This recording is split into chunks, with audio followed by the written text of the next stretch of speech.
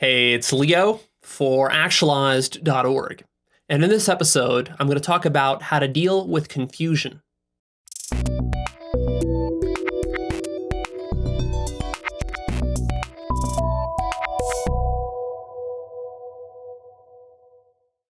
So you're on this path of self-actualization.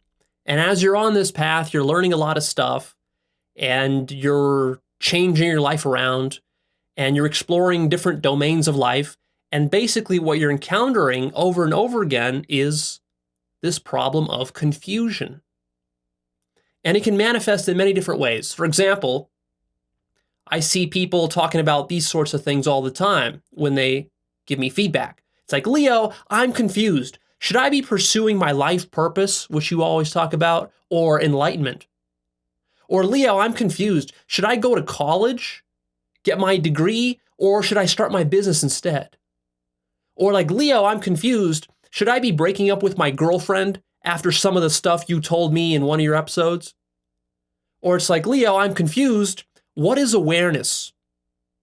You keep talking about awareness and consciousness, but what is this? I don't understand what this is. Or it's like, Leo, I'm confused. What is God?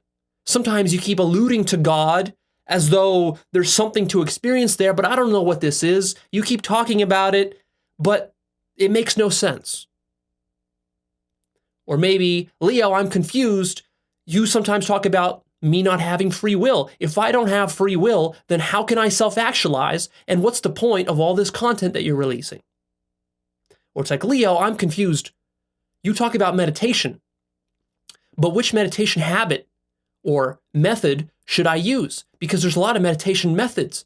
Which one is the right one? You talk about the do nothing technique and the mindfulness technique and some other technique. Which one should I use? It's all very confusing to me. Or maybe, Leo, I'm confused. In this episode over here, you said X, and then I read this other book over here, which said Y, and then I was listening to some other teacher over there, he said Z. How do I reconcile all that stuff? I'm confused. And my response to all that is good. Good. You have now discovered the bulk of our work here. Of course you're confused. Of course, because you don't understand. Understanding is something that needs to be created. You see, the default position when you're born is ignorance, which means no understanding. You start off with life with zero understanding, and then you build it up. That's a process. And self-actualization, yes, you're putting a lot of habits into place in your life.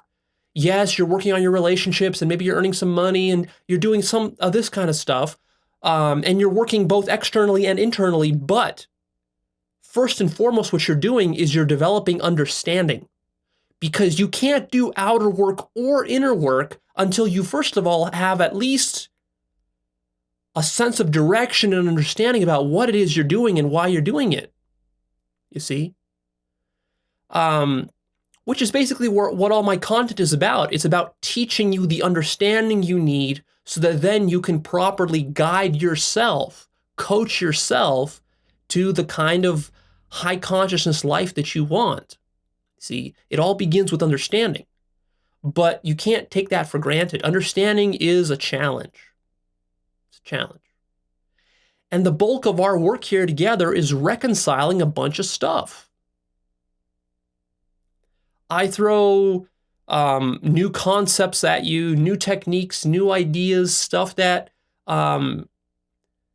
is in conflict with what you're already doing, with what you know to be true, with what you've experienced in the past, with what you believe, what your parents believe, what your culture is telling you, all this sort of stuff. And it's not just me. Anybody who's trying to help you raise your consciousness will be doing something similar. So, yeah, that's what's happening here. This is a learning process, right? But see, what most people do is that as soon as they get started with the learning process, they're starting to increase their understanding. But then they encounter what? They encounter confusion, uncertainty. Uncertainty leads to confusion.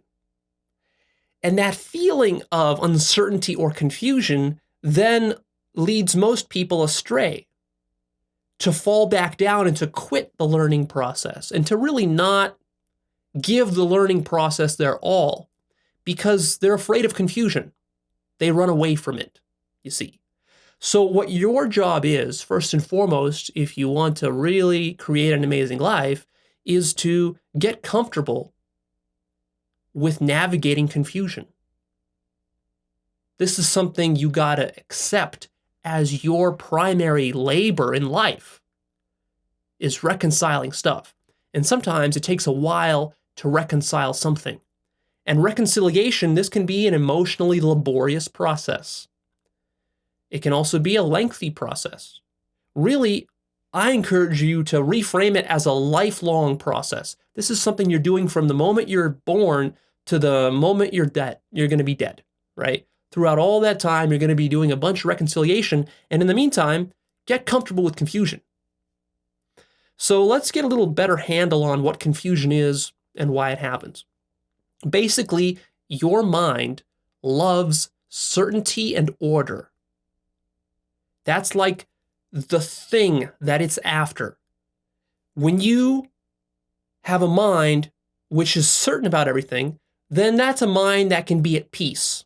You can just kind of like relax, let go, chill, and enjoy yourself.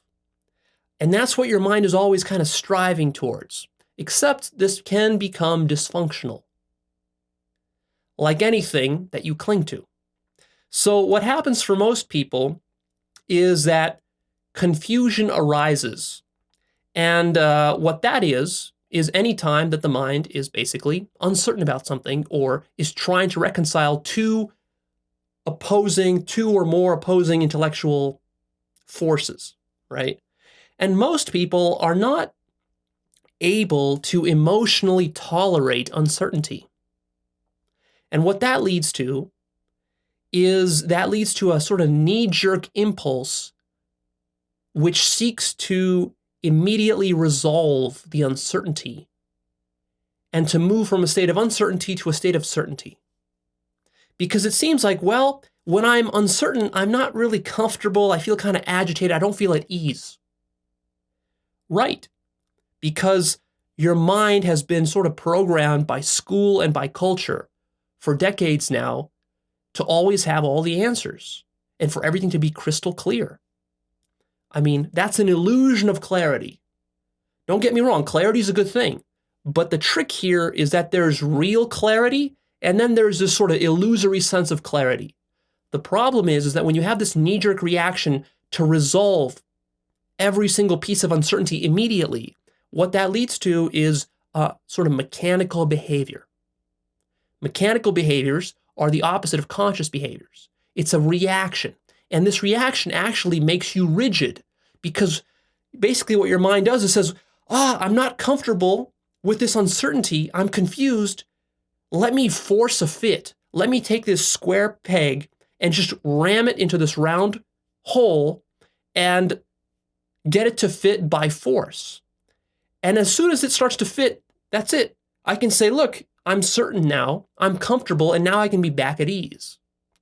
But this leads to a false sense of clarity.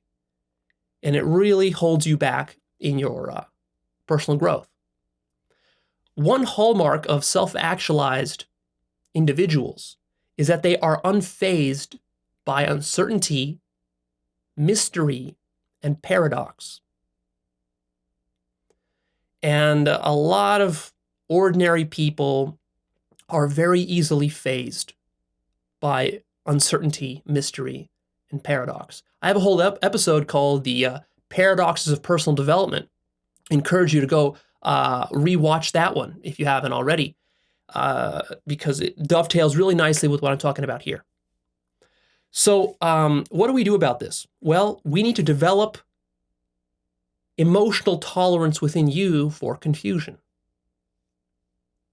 And this is a very counterintuitive move, especially if you pride yourself as being an intellectual sort of person the way that I do, and you see intellectualism as like a strength of yours.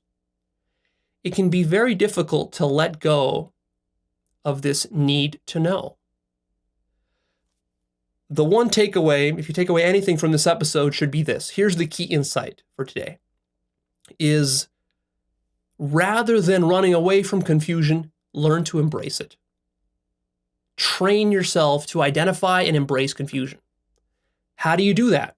Here's a simple 5-step process, all right? So step number 1 is just awareness. Notice that you actually are confused when you are confused.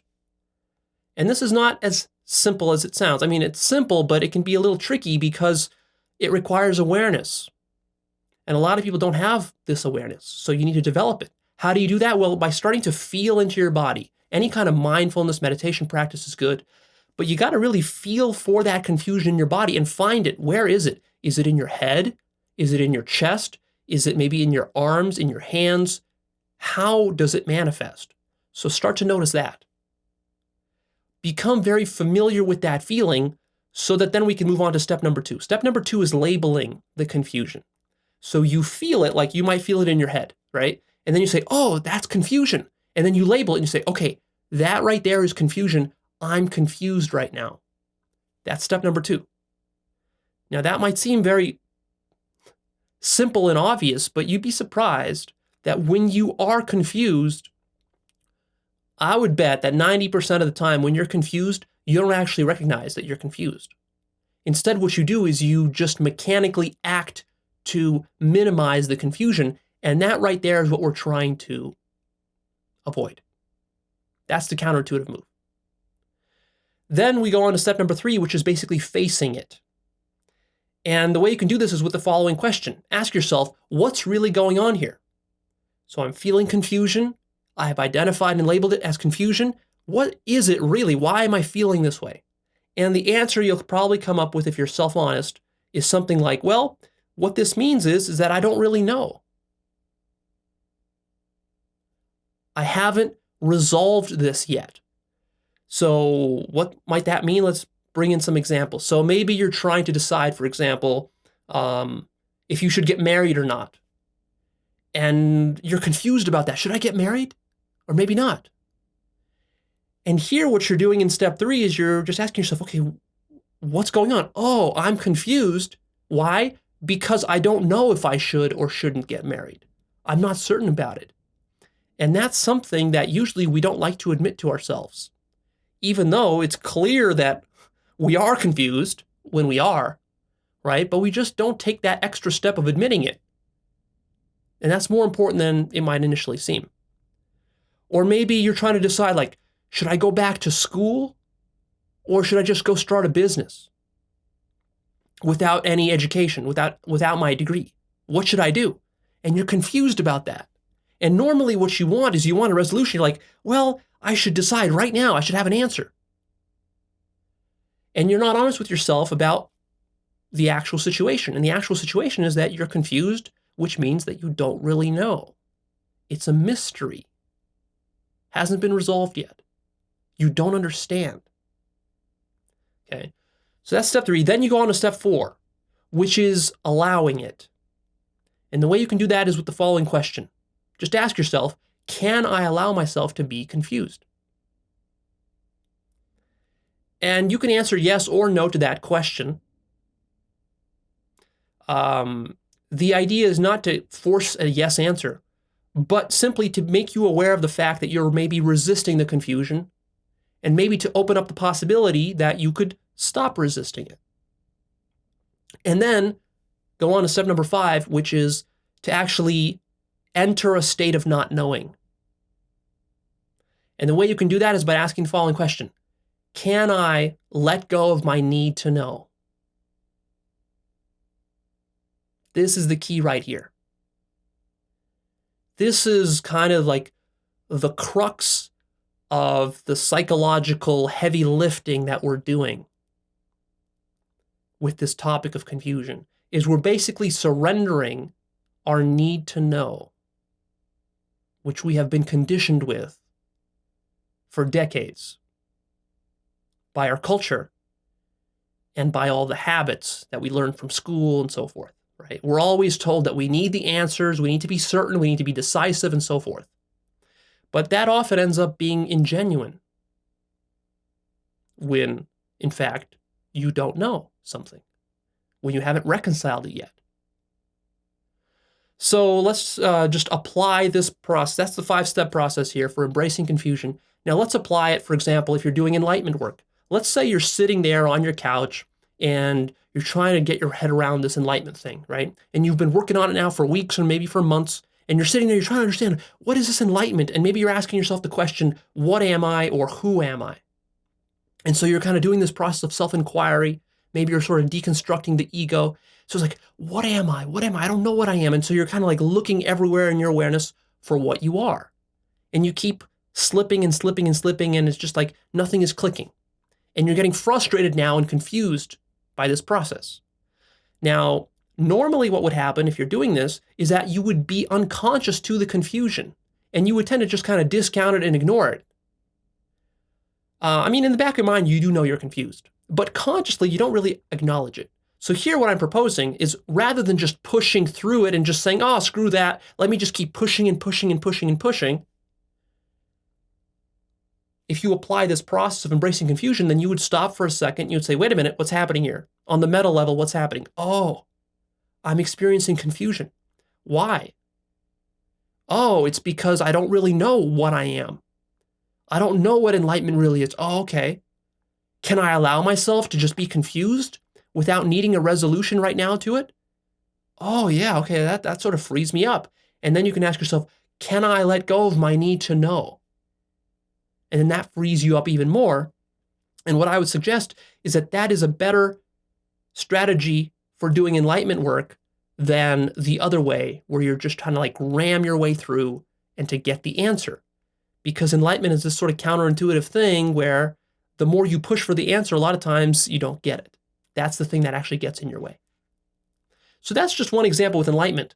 Now, this topic of confusion doesn't just pertain to these advanced spiritual pursuits. It also pertains, like I already alluded to very practical things in your life, like which direction to take your business in, what kind of diet you should eat, if you're confused about that, or should you go back to school, or should you start a business, or should you go with this life purpose here or that life purpose there, right? So these are very practical choices you face. And usually what happens is that you're confused by them, but then this actually paralyzes you. Now, let me stop here and address a couple of objections that I'm anticipating. So one objection might be, okay, Leo, so I understand this, but basically you're telling me to accept confusion, and won't that make me stupid or ignorant? Because I pride myself on having an accurate model of reality.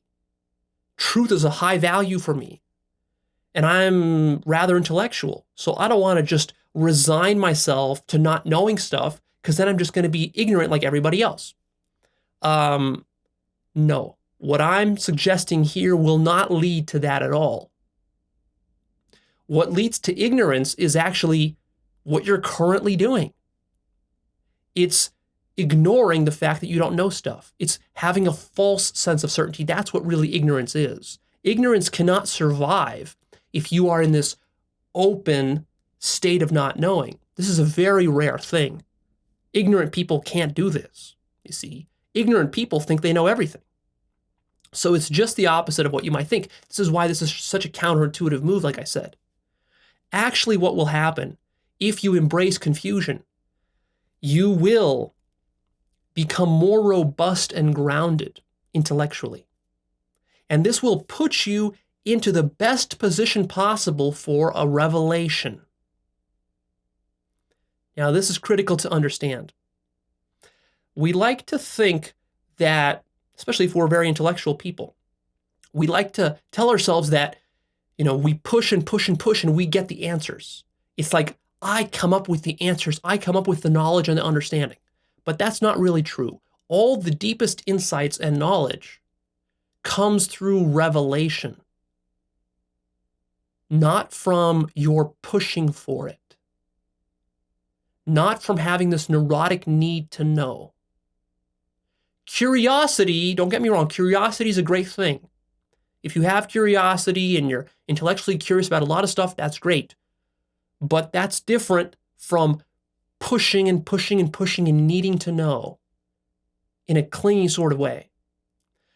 What you really want, if you want to grow, is you want to put yourself in a position where you are honest about the stuff you don't know. You acknowledge all the uncertainty and mystery of life, and you let reconciliation happen organically. Okay?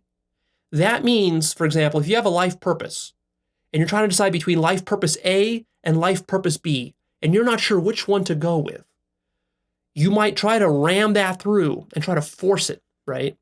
That would be like you trying to get an answer from your ego as far as what your life purpose ought to be, A or B. A better position is to actually acknowledge that you don't know and open yourself up and let the reconciliation happen organically. Let it unfold. And then what will happen is that you will get a more authentic and deeper answer, you might say, from your higher self or from the divine source or from nothing. I mean, there's different labels we could use from where the answers come from. That's not so important, right? The best answers don't come from you. Hopefully you're starting to notice that. Like if you're a creative person, the most creative ideas, they don't come from your ego. They come from something beyond you. Okay? So when you open yourself up to revelation, this means a couple of things. First of all, this means you're going to require more patience because it's going to take longer. You're not necessarily going to get an answer immediately. Might take months, might take years. And you have to be patient there. And also what this means is that you're going to have a high tolerance for uncertainty and confusion because that confusion doesn't quite feel comfortable. You feel a bit uneasy. So imagine being uneasy for a couple of years about life purpose A or life purpose B, but still moving forward. You see, still moving forward, not being paralyzed by the confusion the way that people normally would. Sometimes people will just write me an email or post a message on the forum or something saying, Leo, should I go with A or B? And what that tells me is that they're committing this mistake of not being open to the revelation because they want me to make the choice for them, which would be a mistake. But the upside of doing this, even though it takes longer and requires more patience from you, requires more emotional maturity from you, but what will happen is that the insights that you do get will come from nature rather than ego. And the insights that come from nature are much more profound and truer than those that come from your ego. A lot of insights that come from the ego are these shallow, low consciousness, self-serving insights, which tend to make you chase after things that really won't fulfill you in life. So you get that, right? Now, another objection someone might have here, listening to all this, is, well, Leo, isn't it better for me to be adamant and to demand the answer? Because if I push for the answer, I'll just get the answer. And won't that be better than just being kind of open and uncertain about everything? It seems that way. It seems that way, but that's not true. That's an illusion, right? That's your neurosis talking. Because see, you really haven't resolved yet and surrendered to mystery, to uncertainty, to your need to know. You got to drop your need to know. Because I'm telling you that the answers that your ego comes up with when you're forcing that fit and you're being very adamant are usually low quality answers. There's high quality answers out there.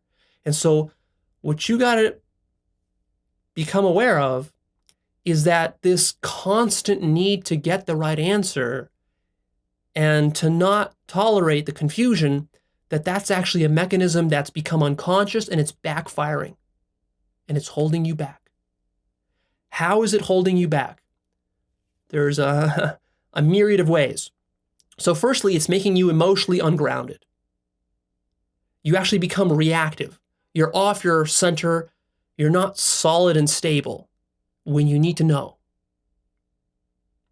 It's kind of like you have a thirst or an itch that can't be quenched or scratched. Also, I've talked in the past about your web of beliefs. So one of the ways that this backfires is that because you don't embrace confusion, you get sucked in deeper and deeper into your web of beliefs, and your web of beliefs solidifies and it becomes very rigid, which then makes you defensive, fearful, clingy, and ideological. Have you seen ideological people on TV, or maybe some of your friends are? It's not a pretty picture to see a couple of ideological people bickering with each other, right? These are two people who have very solid webs of beliefs, and all they want to do is just kind of fight and clash with each other because really they're intellectually stunted, because they're not willing to deal with uncertainty and with confusion, right? They're afraid of it. And you can tell that they're afraid of it. You can see it in their tone of voice, in how they breathe, how they hold their body, the things they say, the way they rationalize their position, and so forth. You don't want to be one of those people, right? So that's one huge drawback here. Another drawback is that the mystery of reality is artificially suppressed when you're not able to embrace confusion. And reality is a very mysterious thing. You know, we have this bad habit nowadays in the 21st century of thinking that, oh, science has mastered reality and everything is known, and, you know, all the textbooks are basically correct and physics has figured everything out. That's not true at all. That's a false sense of certainty. If we were more honest and more tolerant of confusion, then we would admit a lot more of reality is mysterious than we normally claim. And that would leave us open to exploring new possibilities, exploring new states of consciousness, researching new things that otherwise we would never research. That's very important. Also, another drawback here is that you become too logical when you always need answers. And you don't really create room for your intuition to function. And your intuition, I have a whole episode I recently shot about intuition. Go check that one out, which talks about how intuition is much more powerful and really a necessary tool if you want to develop a high quality life. Intuition is much more powerful a tool than your logical reasoning mind. Another problem is that by not embracing confusion is that you close yourself off to the most profound insights that are possible in life. The deepest insights need you to tolerate a lot of confusion for a very long period of time. And many people are not willing to do that, and so they don't get the most profound insights. Also, you're not really able to explore topics deeply if you can't tolerate confusion. This is what I call research. A lot of what I do these days is just research. I research topics very wide and very deep. So I'll research stuff from, enlightenment to business to dating advice to psychology to emotions to happiness to psychedelics to weird meditative technologies, other sorts of stuff, paranormal stuff. Like, I'll research so much stuff. And the only way I can do that is because I have a pretty high tolerance for uncertainty and for confusion. I'm researching all this stuff and I'm confused by it all because, we're talking about putting together a really large jigsaw puzzle with a lot of pieces. And a lot of them, I'm not really sure how to fit each piece together to get the big, ultimate bird's eye view of the whole thing. That can take years to do that. And that's what's happening with you if you're watching all my content, or if you're a self-help junkie and you're reading a lot of self-help material. That's what's happening with you. You've got all these sort of little pockets of information from this field, from that field. You're not quite sure how it fits together, and it's all in your mind, and it's kind of confusing, and you're not sure, well, how do I take action on all this stuff? It's just overwhelming me, and I don't even know what to do. I'm just watching videos, and nothing is changing in my life. And then what that does is that confuses you, and then you're paralyzed by it, and you basically quit, or you stop, or you say, oh, to hell with this stuff doesn't work, right? And that means you're not really following through and doing really high quality research the way you're supposed to, the way I want you to. You're also not able to push past difficult decisions. Sometimes, like I said already with the life purpose example, you might have a decision of life purpose A or life purpose B, and you can't decide. And so then you say, oh, well, this whole life purpose stuff doesn't really work, and you quit. Whereas what you would really need to do is, if you were comfortable and you embraced confusion, is you would say, you know what? I don't know if it's A or B, but I'm still going to move forward. Somehow I'm just going to push forward past this and trust that eventually some reconciliation will happen. And I'm okay if that takes a few years for that to happen. I'm still moving forward. See? People who can't tolerate confusion quit very easily. They also get stuck very easily, right? They might get stuck on some choice for a long time and then not take the action that's necessary. And another big drawback here is that you're not going to be able to do quality meditation or enlightenment work if you can't tolerate confusion or uncertainty. That's one of the biggest things that holds people back from successfully doing enlightenment work. In fact, I'll give you an example of how this panned out for me. Recently, I was at a meditation retreat earlier this year, and there I was meditating for over a week straight, doing a lot of meditation, doing pretty good. And then towards the end of that retreat, I was consulting with the Zen master who was leading the retreat. And somehow the topic came on to this issue of my need to know. Like, one of the things he suggested to me is like, you know what, just let go of your need to know. And I told him, no, I don't want to, because that's like my greatest strength is this need to know. I'm this intellectual person. This is one of my greatest strengths. This is what I'm contributing to the world as a part of my life purpose. And he said a very important thing that really kind of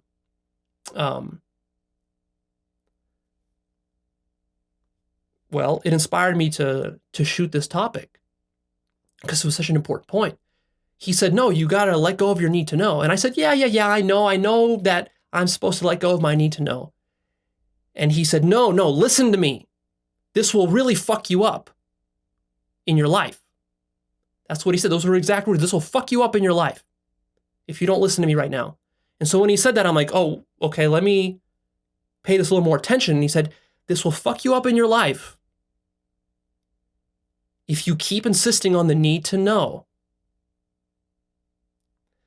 And so that got me to reevaluate, because when a Zen master, when a Zen master tells you something like that, then you really start to reevaluate your thinking on something like this. And so I started to reevaluate, and I realized, like, oh yeah, I've been sitting here for almost a whole week, meditating and doing self-inquiry and working towards enlightenment.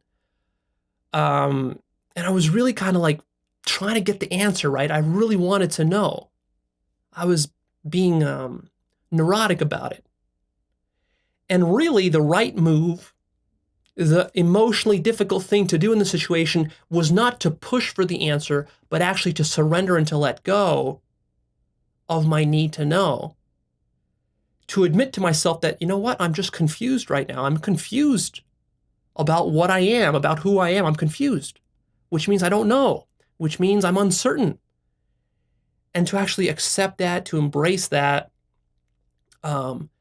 and to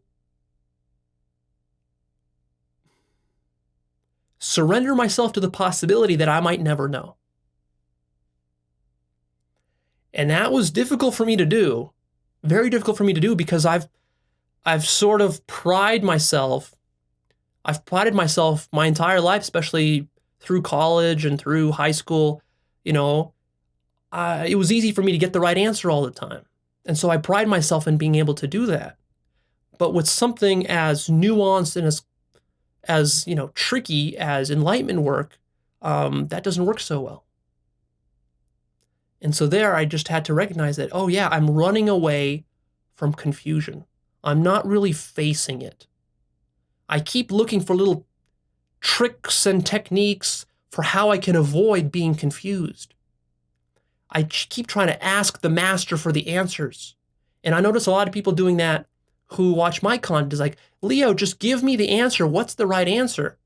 And in a sense, I'm doing a disservice to you, because I feel like I spoon feed you a lot and I give you a lot of the answers.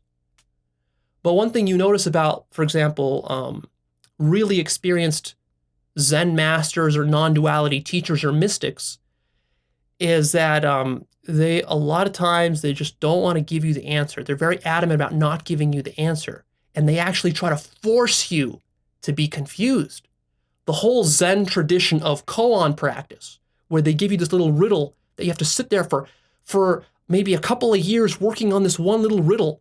Like what's the sound of one hand clapping? That sort of thing, right? That's a little koan. So they'll give that to you and you're sitting there and you're confused by it and you wonder like, why confuse myself with this stupid riddle for years? Well, because they want you to surrender to it and to get comfortable with it, right? That's why they don't spoon feed you ready-made answers. So I felt that that's something that's important for me to communicate to you, because I know how, since I do spoon feed a lot of answers, that it's very easy for you to fall into that trap, right? And as soon as you don't have the answer, you're confused, you get stuck, and you get lost, right? So now you know what to do. Just embrace it, surrender to it, and take it on. That's your work here. This is the bulk of the work. I want you to open yourself up to this process of learning and discovery. This is a lifelong process. You're not just doing this until the point where you get enlightened, then you can say, oh yeah, that's it. I'm done. The learning process, the discovery process is over. No, it's never over. There's always more stuff to learn. You can never rest on your laurels. That's the bottom line. So open yourself up to the confusion, become aware of that confusion. And actually, I want you to do this, try to do this week. I want you to find at least 1 or 2 examples in the moment of where you're confused and you're trying to run away from it. And then instead to do the counterintuitive thing and to face it. Maybe for the first time in your life. All right, that's it. I'm signing off. Please click the like button for me right now. Post your comments down below. Share this episode with a friend. And lastly, come check out Actualized.org right here. This is my website and the free newsletter. Sign up to the newsletter because I want to release more content in the future. Every single week, I try to release more content that helps you to self-actualize and to increase your consciousness. And there's a lot of powerful stuff that I want to share with you in the future. Like I said, I'm doing a lot of research these days in fields that I didn't even know existed just a year or 2 ago. And some of the stuff that I'm discovering, techniques and methods and technologies that are just incredibly powerful and effective. I've already got a pretty good handle on the whole self-actualization field and how it works and personal development. So I can teach that pretty easily. But what I'm really interested these days is finding like the super, super effective techniques. And I've been finding more and more of those lately. Like I've been sharing 5-MeO with you and other stuff. I have other powerful techniques that I'm going to share with you in the future. So I want you to stay tuned for those because this stuff is like life-changing. You don't have to wait years to transform your life. You can do it in weeks, sometimes in just a couple of hours. So I'm really excited to share some of that stuff with you. And of course, just more concepts and more theory, because what I ultimately want you to have, what's the most important thing to me, even more important than you becoming enlightened or whatever, is I want you to have a big picture understanding of life and how reality works and how you work and how you fit into that. To me, that's what life is all about, is getting that understanding. It's quite amazing. So I hope you're with me on that. Sign up, stay tuned, and I'll see you soon with more.